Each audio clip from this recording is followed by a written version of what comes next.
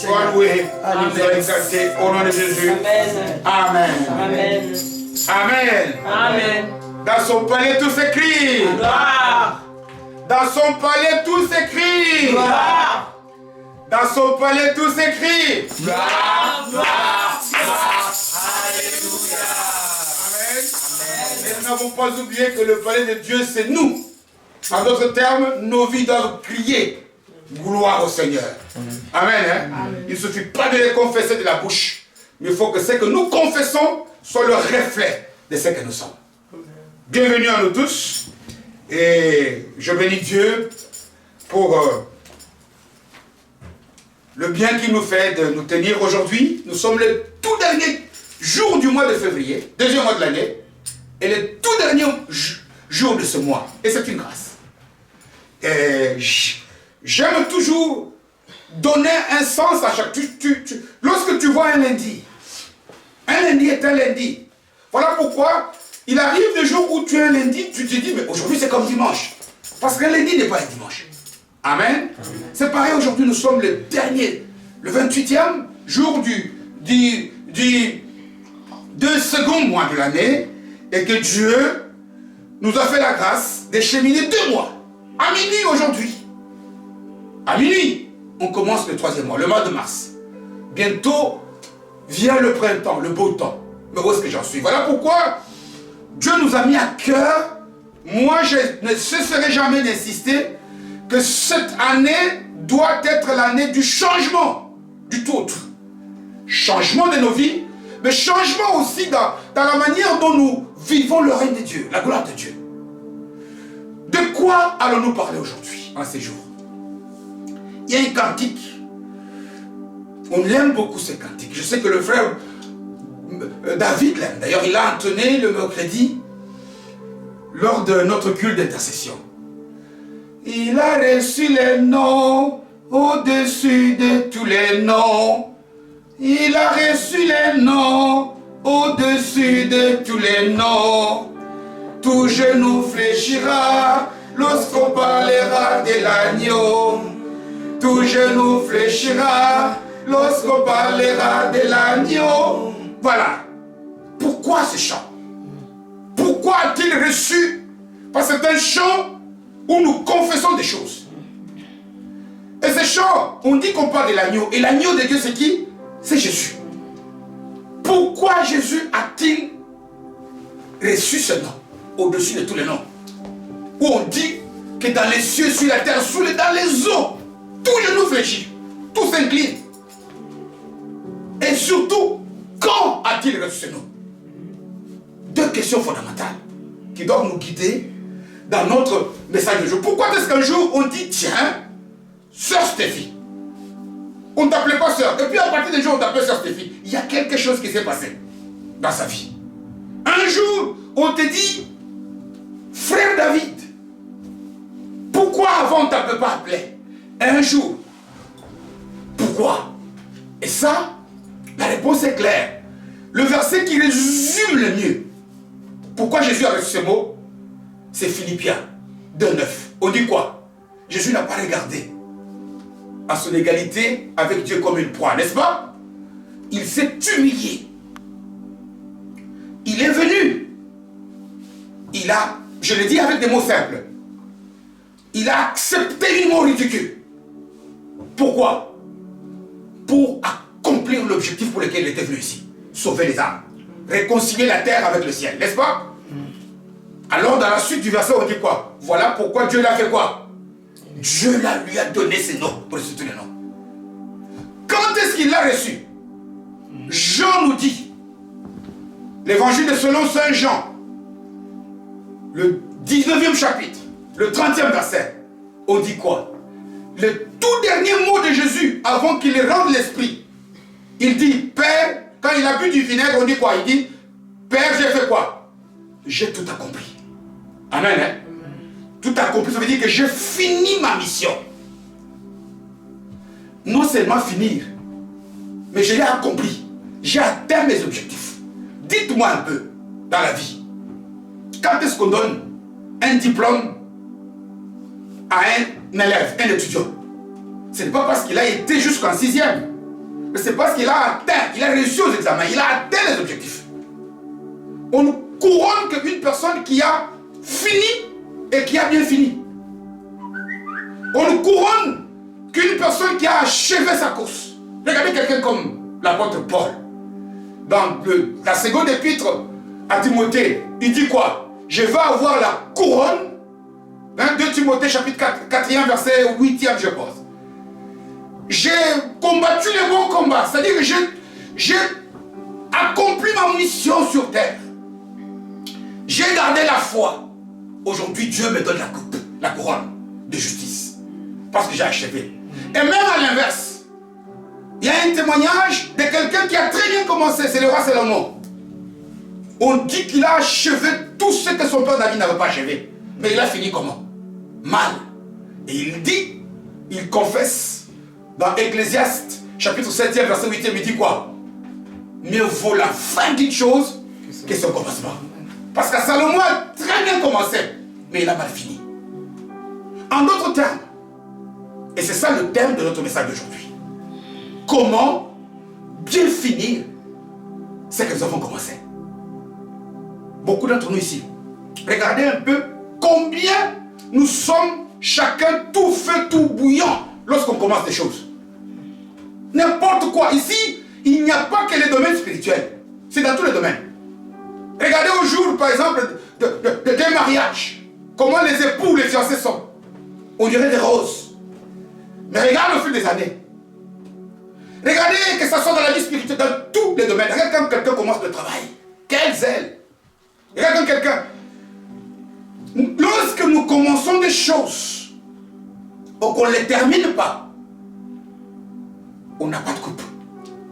Nous sommes ici dans la raison, pour connaître la raison qui fait que beaucoup de choses, on attend beaucoup de la part de Dieu. Mais on reçoit peu. Pourquoi? Parce qu'on commence bien, mais on finit comme Salomon. On finit mal. On ne termine jamais ce que nous avons commencé. Vous savez, la vie, quelle qu'elle soit, spirituelle ou la vie physique, sociale, ce ne sont pas comme les Jeux olympiques. Amen. Hein? Vous connaissez les slogans des Jeux olympiques? On connaît les slogans? Hein? Les Jeux olympiques, ce sont les Jeux modernes. C'est un baron français, Pierre de Coubertin, qui a essayé un peu de ressusciter les vieux jeux antiques. Et c'est toutes les nations qui se rencontrent pour faire de l'athlétisme, des courses, etc., etc. Mais les slogans des Jeux olympiques, l'essentiel, c'est d'avoir participé. Mais ce n'est pas ça l'important, les slogans des mariages. Un mariage n'est accompli que lorsque nous avons atteint le but pour lequel nous sommes en mariage. Amen. On a aussi la couronne au travail, on a le salaire. Lorsqu'on a atteint le but pour lequel nous avons signé notre contrat de travail. La même chose aussi à l'école. Combien de fois, bien aimé, que chacun regarde, même, il n'y a que 2 mois. Aujourd'hui, on termine le second mois de l'année. Il n'y a que 2 mois depuis qu'on a commencé. Combien de choses tu avais dit le 31 décembre la nuit? Moi, cette année, même ma manière de prier, tu commences bien. Le 1er, le 2, le 3 janvier, tu es tout feu. Mais regarde, nous sommes qu'au mois de février, le 2e. On commence demain le mois de mars, 3e. Tu en es où? Tu vas commencer à te justifier. Parfois, on commence à ce qu'on appelle la procrastination. Ah, je ferai demain. Oh, parce que ceci, parce que cela. On donne des raisons jusqu'à ce qu'on arrive. Combien de fois tu as pris même un livre, les étudiants, et tu n'es même pas arrivé à la fin de ce livre-là? Combien? Or, on ne peut recevoir le nom, c'est-à-dire la coupe, la couronne. On ne peut recevoir que les résultats escomptés. Comme Jésus, lorsque non seulement on a fini la course, mais on a atteint les objectifs. Jésus, avant de partir, il dit, Père, j'ai fait quoi? J'ai tout accompli. Voilà pourquoi on dit Dieu l'a souverainement élevé. Il lui a donné les noms au-dessus de tout nom. Tu peux aussi avoir cela, bien aimé. Nous pouvons, il n'est même pas encore tard. L'erreur que nous commettons, c'est toujours de chercher la raison pour laquelle on n'arrive pas en dehors de nous. Oh, c'est parce qu'il me manque l'argent. C'est parce qu'il me manque du temps. Est-ce que toi, tu es le maître de temps? Le temps, il t'en manquera toujours. C'est que tu n'atteindras, si par exemple, tu dois avoir du temps pour étudier, tu n'as pas la maîtrise du temps. Le temps appartient à qui? À Dieu. Amen. Hein? Amen. La raison n'est pas à l'extérieur. Si pour que tu puisses réussir des choses, tu attends que ce qui est en dehors de toi change, tu attendras longtemps. Amen. Hein? Jésus est venu. C'est Jésus qui a atteint. Le monde lui a été défavorable. Toutes les conditions à l'extérieur lui étaient défavorables. C'est lui qui a adopté la manière la meilleure pour faire quoi? Pour atteindre ses buts. Et lorsqu'il a atteint ses buts, il a été couronné, le roi de gloire, et il a assis sur le trône, acclamant très fort pour Jésus. Amen. Il a reçu les noms au-dessus de tous les noms. Il a reçu les noms au-dessus de tous les noms. Tout genou fléchira lorsqu'on parlera de l'agneau. Tout genou fléchira lorsqu'on parlera de l'agneau. Il a reçu les noms au-dessus de tous les noms. Il a reçu les noms au-dessus de tous les noms. Tout genou fléchira lorsqu'on parlera de l'agneau. Tout genou fléchira lorsqu'on parlera de l'agneau. Amen, hein? Amen. Ça peut être le cas pour toi et pour moi aussi, bien-aimé. Dans tous les domaines, pour toi et pour moi, tu peux aussi remporter la couronne. Paul l'a dit. Beaucoup l'ont manifesté. Tu peux dans n'importe quel domaine, je dis bien, j'insiste, c'est lorsque tu vas jusqu'au bout de la mission dans ces domaines-là et que tu atteins tous les objectifs. Amen. N'attends jamais que le monde extérieur te soit favorable. N'attends jamais que tous les feux soient verts. N'attends jamais que toutes les planètes s'alignent. Tu y attendras longtemps. Amen. Hein? Amen. Tu vas le faire comme Jésus. Et ici aujourd'hui dans le message, comme je l'ai dit, le Saint-Esprit va nous donner la manière dont moi, quelle attitude je peux avoir pour que je puisse atteindre tout ce que je commence et que, in fine, je puisse aussi, comme Paul, recevoir quoi? La couronne de justice. Amen. Hein? Jésus a reçu le nom au-dessus de tous les noms. Mais nous, comme Paul, comme disciples, on va recevoir la couronne de justice. Amen. Et ce n'est pas une couronne. Donc voilà pourquoi cet homme-là n'avait pas peur de la mort. Comme il le savait, lui voulait même mourir. Amen. Amen. Mais je veux avant toute chose nous inviter à tourner nos Bibles. Nous allons lire dans l'Évangile selon Saint Matthieu, au 10e chapitre. Évangile selon Matthieu, au 10e chapitre. Et nous lisons à partir du verset 7e. Évangile selon Saint Matthieu, le chapitre 10e. Et je lis à partir du 7e verset. Nous y sommes? Amen. J'ai la parole de Dieu de Jésus. Amen. Jésus envoie ses disciples comme il nous a envoyés, nous aussi. Il dit ceci. Allez, prêchez et dites, le royaume des cieux ou le règne de Dieu est proche. Et il leur donne l'onction. Pourquoi? Guérissez les malades. Ressuscitez les morts. Ça, c'est Jésus qui le dit. Il ne dit pas vous pouvez. Ça, c'est Jésus qui leur donne cette onction. Purifiez les lépreux. Chassez les démons. Vous avez reçu gratuitement. Donnez aussi comment? Gratuitement. Ne prenez ni or, ni argent, ni monnaie dans vos ceintures, ni sac pour le voyage, ni deux tuniques, ni souliers, ni bâton, car l'ouvrier mérite quoi? Mais maintenant écoutez, lisons, sautons pour lire le verset 16e. Voici, ça c'est Jésus qui parle. Je vous envoie comment? Comme des brebis au milieu des loups. Pour réussir, faites quoi? Soyez prudents comme les serpents et simples comme les colombes. Parole du Seigneur. Amen. Amen.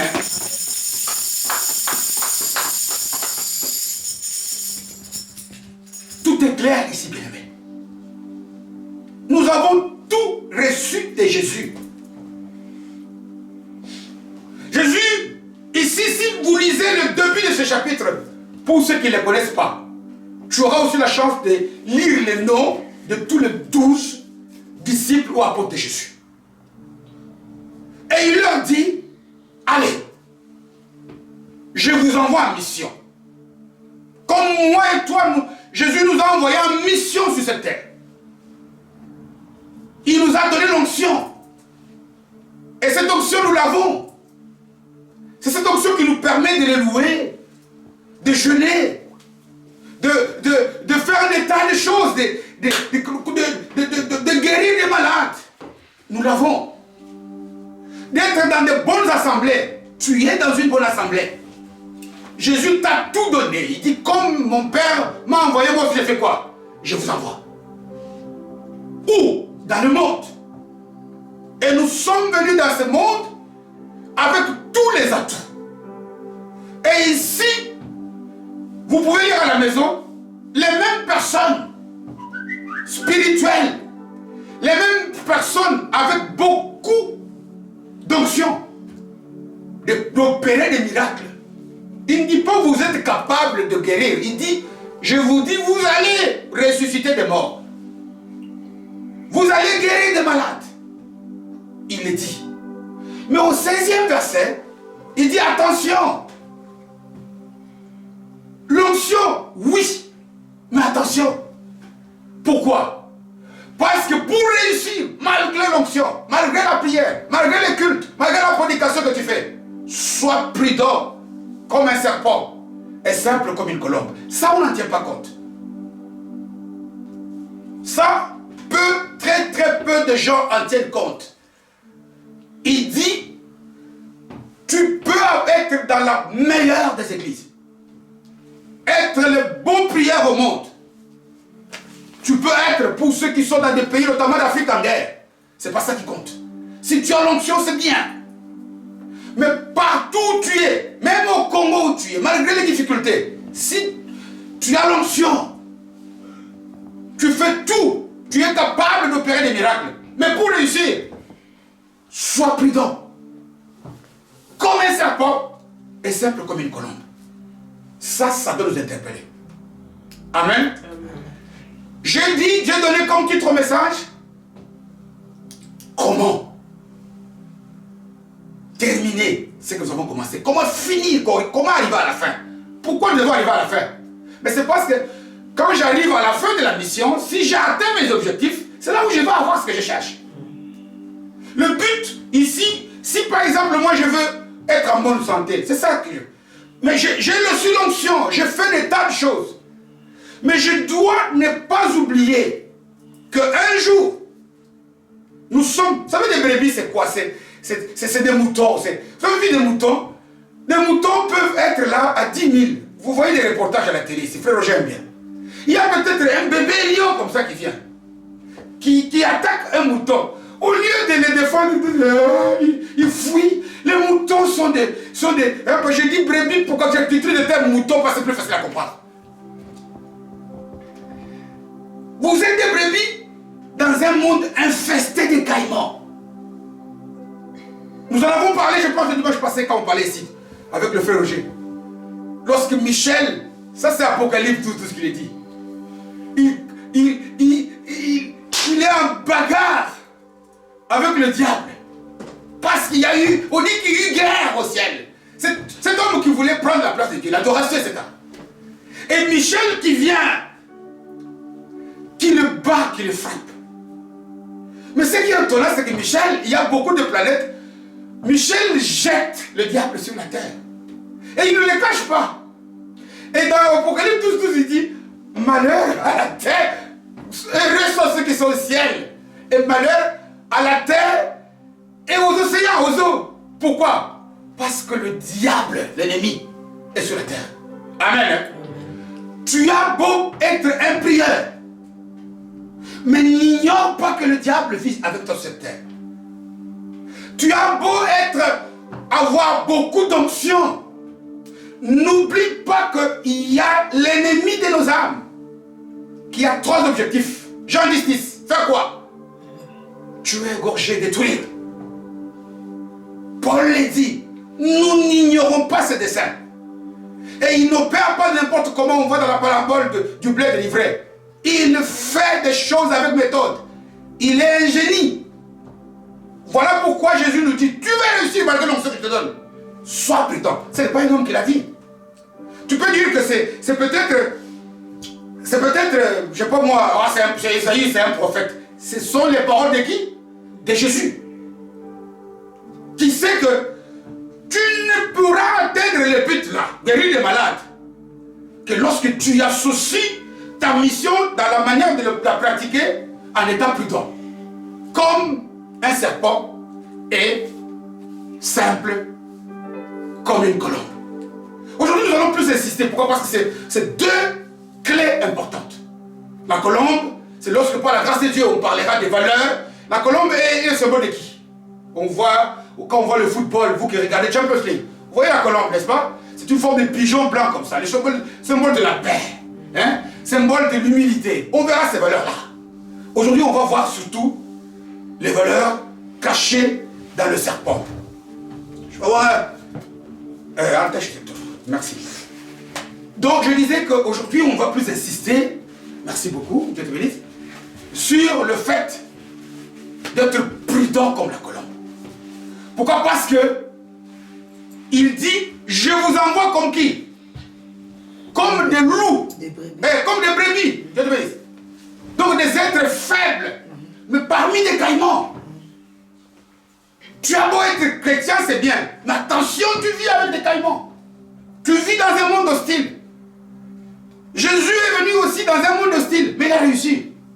Paul est venu dans un monde hostile, il a réussi. Mais regarde quelqu'un comme Salomon, qui a bien commencé. Imaginez-vous un peu ce qu'étaient les sentiments de Salomon quand il disait, ah, j'ai compris, mieux vaut la fin d'une chose que son commencement. Qu'est-ce qu'il veut dire par là? Veut-il dire que le début est mauvais? Non. Il dit que le début n'est bon que lorsque j'ai commencé, je termine bien. Amen. Hein? Amen. Parce que si tu as commencé quelque chose et tu termines mal, tu dis, ah, pourquoi d'ailleurs je vais commencer cela? Hein? Il ne dit pas que le début est mauvais. Mais tout début, on ne le regrette pas lorsqu'il nous conduit à une bonne fin. Amen. Hein? Lorsque nous pouvons résister. Nous sommes dans la chair et la chair est faible. Voilà pourquoi il nous considère comme des brebis. Des moutons. Des moutons qui sont dans un lac plein de caïmans et des alligators, des bêtes sauvages. Mais il ne dit pas que c'est dangereux. C'est dangereux si tu n'es pas prudent. Amen. Hein? Amen. Si tu n'es pas prudent, tu vas échouer. Et si tu n'es pas simple, pourquoi d'abord il nous dit cela? Vous savez, le manque, quand on manque de choses, savez-vous pourquoi est-ce qu'on commence et on échoue? On s'arrête quelque part. C'est parce que quand on commence, c'est parce qu'on veut atteindre quelque chose. On veut avoir quelque chose. Dieu veut que nous soyons bien. Il le dit dans beaucoup d'endroits. Il dit quand Jean parle à Gaius, il le bénit, il dit quoi? Soyez prospères comment? À tous égards. Dieu dit, Jésus dit, moi je suis le voleur, lui, il est venu pour tuer, détruire, mais moi je suis venu pour que vous puissiez avoir quoi? La vie en abondance. Et vous remarquerez que depuis le début, Dieu bénit toujours son peuple. Dieu veut que nous puissions être bien spirituellement et physiquement. Que personne ne vous dise que Dieu, oh, moi je suis bien que spirituellement. Tu mens. Si tu es en manque physique, de bien physique, un jour, tes instincts vont parler. Amen. Hein? C'est quoi l'instinct? Qui ne sait pas ici que tu es mauvais? Tout le monde le sait. Qui ne sait pas que voler est mauvais? Tout le monde le sait. Mais imagine-toi un jour, tu te retrouves dans une situation de crise, on veut t'arrêter, tu vas aller en prison, et tu vois que papa il a abandonné 100 €. L'instinct peut te pousser à voler. Amen. Hein? Voilà pourquoi Dieu sait, c'est souvent le manque. Nos manques, lorsque nous sommes dans le manque des choses physiques, c'est le moment où nous sommes le plus fragiles. C'est le moment où le diable, les caïmans, le loup, voleur, vient pour nous attaquer. Voilà même pourquoi lorsqu'il veut venir tenter Jésus, c'est là, il a voulu choquer les instincts de Jésus. Mais toi, transport, c'est truc, parce qu'il sait qu'à ce moment-là, Jésus avait fait 40 jours qu'il avait faim. Sort d'ici, etc. En d'autres termes, le manque. Si tu as beau être spirituel, mais si te manque quelque chose, et si ce manque tu pries, tu jeûnes, tu prêches, et si le manque persiste, si le temps devient long, et surtout encore, lorsque tu remarques que ce que toi tu crois ne pas être plus méritant que toi, un jour les instincts vont parler. Amen. Hein? Voilà pourquoi Dieu veut que nous puissions être complets, avoir des choses. Mais dans ce monde difficile, dans ce monde reconnu, quand je parle du monde, c'est n'importe quel pays, toi qui vas écouter ce message, là où tu es là, c'est possible. Tu peux dire que chez nous, ceci ne va pas, l'économie ne va pas. Oui, c'est possible. Mais si tu es prudent, là où tu es là, tu regardes à côté de toi, tu verras qu'il y a des gens qui ont réussi. Amen. Hein? Dans le même domaine là, il y a des gens, tu vas beau dire, ce professeur, il est raciste, il est mauvais. Mais tu verras qu'il y a des étrangers qui ont réussi là-bas. Donc si tu es prudent, et c'est quoi la prudence? D'une manière générale, la prudence est cette qualité-là, là je ne parle pas de la prudence d'un serpent. La prudence, quand on dit à quelqu'un que tu es prudent, ça veut dire qu'il est vigilant. Amen. Hein? C'est une personne qui met beaucoup d'attention avant de poser ses pas. C'est une personne qui ne prend pas les risques inutiles. Attention, je dis bien inutiles. C'est-à-dire que lui, avant d'agir, il doit être sûr que je vais réussir.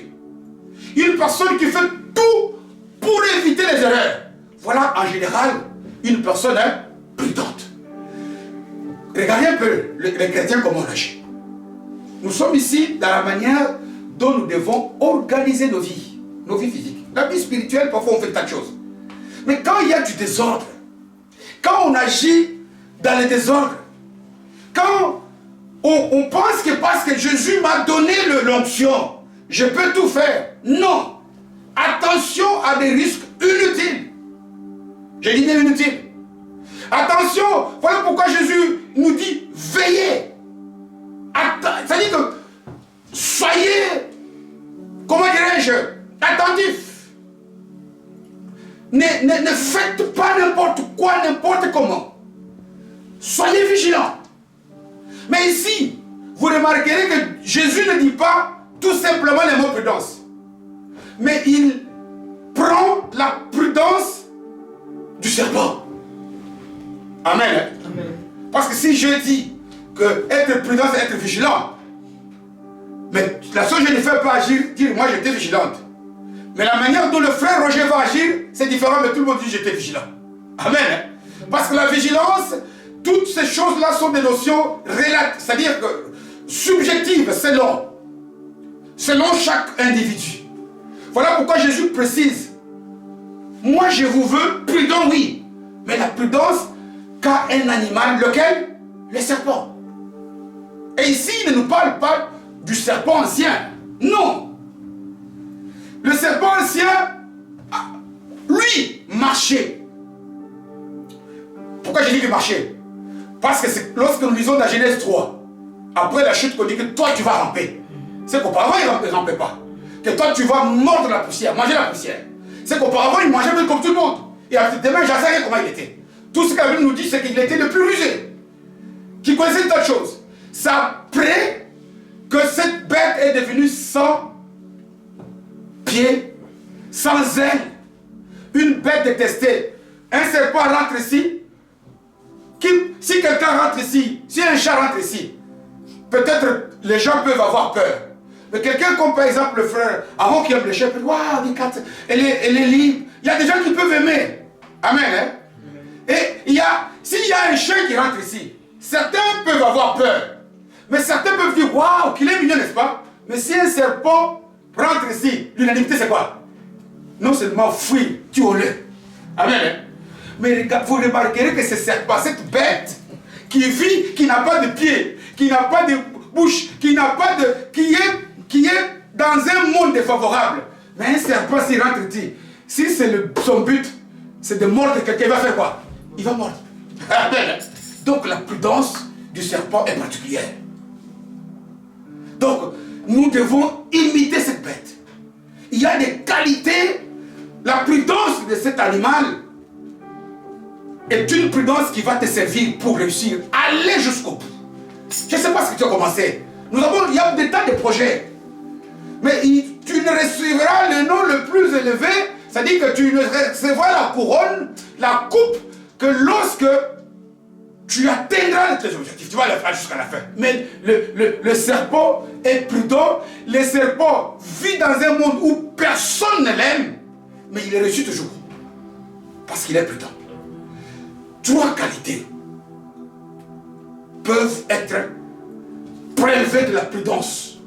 La toute première. Vous savez, au moment où je parle ici, n'ayez pas peur. Il y a peut-être un serpent ici. Mais personne ne le sait. Pourquoi? La prudence du serpent se caractérise d'abord par sa discrétion. Un enfant de Dieu doit être discret. Tout n'est pas à dire à n'importe qui. On l'a rappelé à l'intercession le mercredi. Faites attention à ce que vous dites. Ça peut tuer comme ça peut vous tuer toi-même. Ça peut vous tuer vous-même. La discrétion. Aujourd'hui, partout où nous passons, tout n'est pas à dire, tout n'est pas à montrer. Amen. Et je le dis, c'est dans tous les domaines de la vie. Tout n'est pas à dire à n'importe qui. Regardez même le Christ lui-même, le modèle. Il a réussi pourquoi? Certaines choses, il disait, ne dites à personne. La toute première qualité dans la prudence du serpent, c'est la discrétion. Le fait de passer inaperçu. Le fait tu peux dormir 10 ans dans une pièce avec un serpent. Frère Roger, il peut témoigner, lui qui regarde beaucoup les reportages sur les bêtes. 10 ans, tu touches comme ça, tu sens un corps franc. C'est tout, il va faire tout pour que tu ne le vois pas. Il est discret. Apprenons cette année à être discret. Apprenons à parler moins, à écouter beaucoup. Surtout lorsque nous sommes au début, nous commençons quelque chose. Pourquoi? Parce que quand tu as déjà parlé et que tu ne termines pas, tu vas devenir honteux. Soyons discrets. Évitons, lorsque nous rentrons, ça c'est des passages que le frère Roger aime beaucoup. Quelque part, mettons-nous à la dernière banc, au dernier banc. Voilà ce que ça voudrait dire. Soyons sobres. Soyons nous ne voulons pas nous montrer les gens le plus connaisseur, le plus glorieux, quel que soit ce que Dieu t'a donné. Regardez, Salomon avait beaucoup de choses, mais il a échoué. Par manque, il a fini avec plus de 1000 femmes et il a épousé des païennes. Amen. Amen. C'est très important. La discrétion. La discrétion échappe aux chrétiens aujourd'hui. Les chrétiens parlent beaucoup, écoute-moi. Mais Dieu nous dit de beaucoup écouter, soyez prompts à écouter. Et là, en parler. Les serpents ne parlent pas pour rien. Si nous voyons un serpent en mouvement ici, c'est qu'il a en difficulté. Parlons-moi. Amen. Amen. Deuxième qualité, c'est qu'un serpent n'attaque jamais n'importe qui et n'importe comment et n'importe quand. Il ne prend jamais aucun risque. Ou soit quand il voit que toi tu es méchant, il va te contourner. Ou quand il voit que tu veux le tuer, il va faire ceci. Un serpent est un animal qu'on appelle stratège. Savez-vous pourquoi Jésus a réussi? Jésus a été stratège. Sachant que le diable est malin, il s'est fait faible. Il s'est laissé que pour que le diable l'aide à réussir sa mission. Si Jésus n'avait pas de stratégie, il le dit. Je pense que il dit, dans Ésaïe 53, n'est-ce pas? S'il avait montré, si ceux qui ont tué Jésus avaient su qui il était, il ne l'aurait jamais tué. C'est la bonne stratégie. Il y a des moments où, aujourd'hui les chrétiens n'ont pas de méthode. Ils n'ont pas de plan. Prière, ils prient comme ça. Nous prions comme ça. Quelle est ta stratégie pour ta prière? Quelle est ta stratégie pour étudier, les étudiants? Quelle est votre stratégie pour réussir? Jésus, regardez, dans un monde hostile, on dit qu'il s'est fait passer pour un être. Alors voilà pourquoi ces gens-là, s'ils avaient su qui il était, ils ne l'auraient jamais crucifié. Amen, hein? Amen. La stratégie, le plan, la méthode. Ta méthode, ce n'est pas la mienne. Si tu marches dans le brouillon, ça je vais faire, si vous connaissez votre message, frère Dani, je ne sais pas si tu écoutes aussi, dans le brouillon, vous n'allez pas réussir.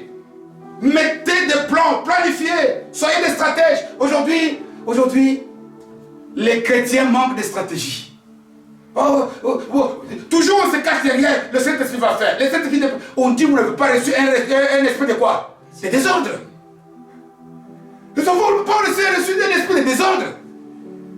Dieu a fait tout, on a vu ici dans des messages, tout dans l'ordre.